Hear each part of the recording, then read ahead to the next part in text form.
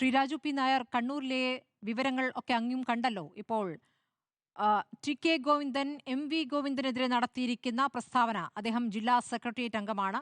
നേരത്തെ വി കുഞ്ഞികൃഷ്ണൻ, അദ്ദേഹം ജില്ലാ കമ്മിറ്റി അംഗമായിരുന്നു. രണ്ടുപേരും പാർട്ടിയിൽ നിന്ന് പുറത്തേക്ക് വന്നുകൊണ്ട് ഇപ്പോൾ നിങ്ങളുടെ സ്ഥാനാർത്ഥികളാവുകയാണോ? അതായത് നിങ്ങളുടെ പിന്തുണയുള്ള സ്ഥാനാർത്ഥികളാവുകയാണോ? ഇന്നിപ്പോൾ ഡൽഹിയിൽ നടക്കുന്ന ചർച്ചകളിലും കോൺഗ്രസ് സ്ഥാനാർത്ഥി പട്ടിക ആയിട്ടില്ല. കണ്ണൂരിലെ കാര്യങ്ങൾ കൂടി ഒന്ന് കലങ്ങി തെളിയട്ടെ എന്നാണോ? അവിടെ കലങ്ങാൻ നിങ്ങൾക്കുമുണ്ടല്ലോ. അല്ല, സ്ഥാനാർത്ഥി പട്ടിക അവിടെ നിൽക്കട്ടെ. ഇപ്പോൾ കേരളത്തിൽ മുഴുവനായിട്ട് നടക്കുന്നത് CPM-ൻ്റെ അവസാനത്തെ ഷോയാണ്. കണ്ണൂരിൽ പിറന്ന പാർട്ടി കണ്ണൂരിൽ തന്നെ അവസാനിക്കാൻ പോകുന്നതാണ് കാണുന്നത്. എന്നു മാത്രമല്ല, കഴിഞ്ഞ കാലങ്ങളിൽ മുഴുവൻ കോൺഗ്രസ് CPM-നെതിരെ ഉന്നയിച്ച ആരോപണങ്ങളെല്ലാം ഒന്നൊന്നായി സത്യമായിട്ട് മാറുകയാണ്. ഏറ്റവും വലിയ ഇരുമ്പ് കോട്ടയ്ക്കകത്തുള്ള സംഘടനാ സംവിധാനം എന്ന് പറഞ്ഞതെല്ലാം ഇന്ന് നിഷ്പ്രഭമാവുകയാണ്. ആ കോട്ടയ്ക്കകത്ത്, ഇരുമ്പ് കൂടിനകത്ത് നടന്നതെല്ലാം ജനാധിപത്യ വിരുദ്ധതയും ജനവിരുദ്ധതയുമായിരുന്നുള്ള കാര്യം പറയാം. ആന്തൂർ സാജൻ്റെ മരണം നമ്മൾ എത്രമാത്രം ചർച്ച ചെയ്തതാണ്.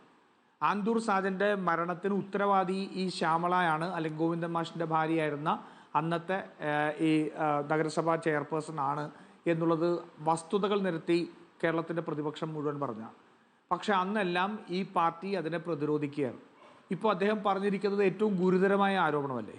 ആന്തൂർ സാജൻ്റെ മരണത്തിനെ സംബന്ധിച്ച് നടന്ന അന്വേഷണത്തിൽ അവിടുത്തെ പ്രധാനപ്പെട്ട രേഖകൾ പോലും അപ്രത്യക്ഷമായി എന്ന് പറഞ്ഞാൽ ഒരു നെറികേടിന് ഈ പാർട്ടി എന്തിൻ്റെ പേരിലാണ് കൂട്ടുനിന്നത് എന്നുള്ളത് ഈ പ്രസ്ഥാനം വിശദീകരിക്കേണ്ടതായിട്ട് വരും.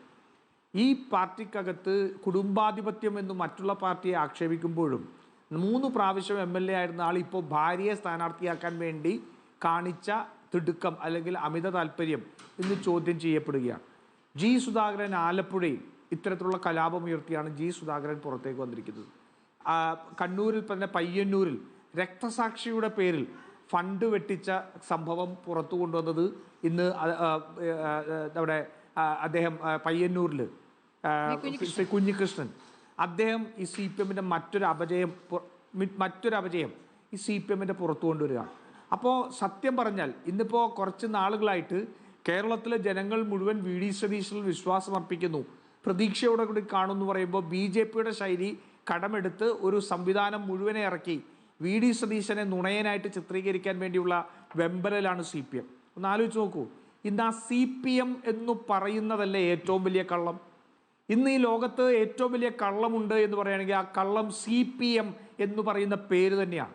കമ്മ്യൂണിസവും ഇല്ലാത്ത, മാർക്സിസ്റ്റവും ഇല്ലാത്ത ഒരു പാർട്ടി മാത്രമായിട്ട് നേരിന് ഒരു തരത്തിൽ വില കൽപ്പിക്കാത്ത ഇത്തരത്തിലുള്ള അധാർമിക പ്രവർത്തനത്തിൻ്റെ കൂടായി ഇന്ന് മാറിയിരിക്കുന്ന CPM-ആണ് ഇന്ന് ഏറ്റവും വലിയ കള്ളം.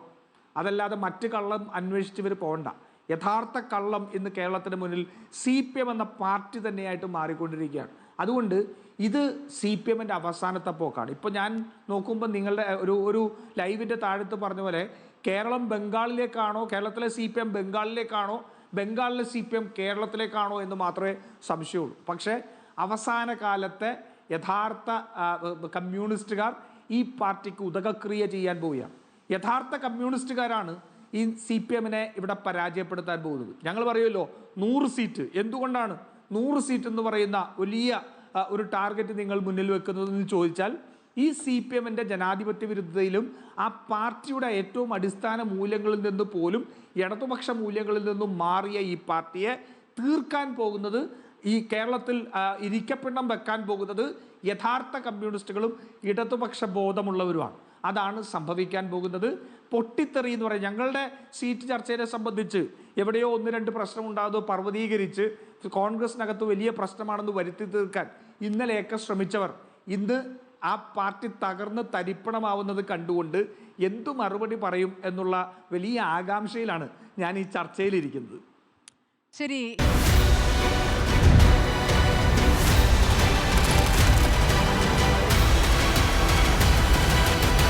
ഡിബേറ്റ് വിത്ത് സ്മൃതി പരുത്തിക്കാട്.